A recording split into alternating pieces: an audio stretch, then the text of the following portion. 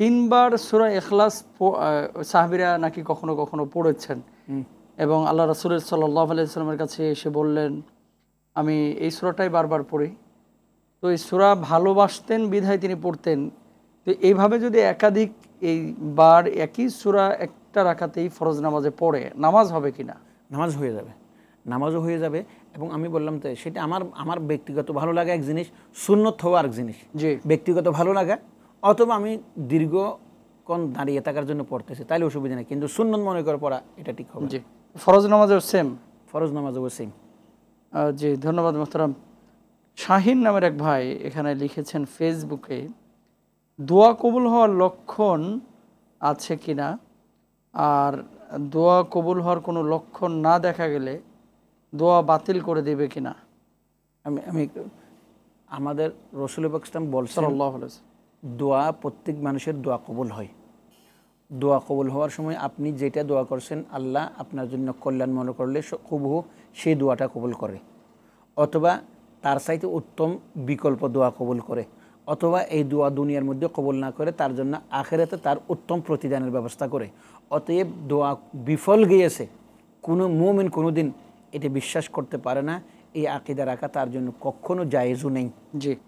আচ্ছা, আরেকটি প্রশ্ন এখানে দেখা যাচ্ছে, তাহাজ্জুদের সালাতে যদি 3বার সূরায়ে নাস পড়েন, 3বার সূরায়ে নাস এক রাকাতে, এটার বিধান কি হবে? একই আমি বললাম যে সেটা দীর্ঘ করার জন্য পড়তেছে, কোনো সুন্নত অনুযায়ী সুন্নত মনে করে পড়তেছে না, কোনো অসুবিধা নেই। ধন্যবাদ। সুন্নত মনে করে পড়া যাবে না, নিয়ম মনে করে পড়া যাবে না। আমি দীর্ঘক্ষণ দাঁড়িয়ে থাকার জন্য অন্য সূরা পাচ্ছি না, একটা সূরাকে বারবার কয়েকবার করে পড়লাম, কোনো অসুবিধা নেই। জি।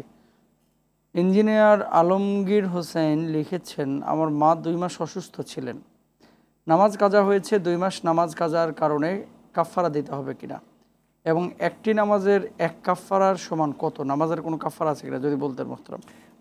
এখন কথা হচ্ছে উলামারা রোজার সাথে তুলনা করে নামাজের কাফফারা নির্ধারণ করা হয়েছে, করেছেন, যদিও নাকি এর মধ্যে মতবিরোধ আছে। যেহেতু কাফফারা হিসেবে যখন দেবেন তাহলে এটা সদকা হয়ে যাচ্ছে না। সদকা তো তাতফাউল বলিয়াত, সদকা মুসিবত থেকে দূরে রাখে। জি। সদকা তো তুতফি গজবার রব, সদকা আল্লাহর রাগকে প্রশমিত করে। সেই দিক থেকে আপনি কাফফারা দিতে পারেন, কিন্তু রাসূল পাক সাল্লাল্লাহু আলাইহি ওয়াসাল্লাম রোজা ছাড়া অন্য কিছু কাফফারা নির্ধারণ করে নাই। তবে উলামায়ে কেরাম ফুকাহায়ে আযম এখানেও বলেছেন আপনারা এক নামাজের জন্য এক ফিতরা পরিমাণ আপনি কাফফারা দিবেন এক। জি। এখন কার দেবেন? যে ব্যক্তির হুঁশ জ্ঞান ছিল, নামাজ ফরজ ছিল, সেই রকম ব্যক্তির আপনি কাফফারা দিবেন। যে ব্যক্তি এমন অসুস্থ হয়ে গেছে তার হুঁশ ছিল না, জ্ঞান ছিল না, মাঝে মধ্যে জ্ঞান ফিরে আসতো, মাঝে মধ্যে নিজের ছেলেকেও চিনত না, আবার মাঝে মধ্যে চিনত, তাহলে আপনি নিশ্চয়ই জানেন ইসলামের মধ্যে কোনো কিছু ফরজ হওয়ার জন্য প্রথমে আপনার বিবেক বুদ্ধি আপনি সুস্থ মস্তিষ্কের হইতে হবে। যখন আপনার সুস্থ মস্তিষ্ক থাকবে না তখন আপনার উপর নামাজ সহ অন্যান্য কোনো কিছু আপনার উপর ফরজ নেই। ফরজ যেহেতু নেই তখন আপনার মা যদি এই অবস্থায় থাকে তাহলে আপনি কাফফারাও দিবেন কেন? জি, ধন্যবাদ সম্মানিত শেখ।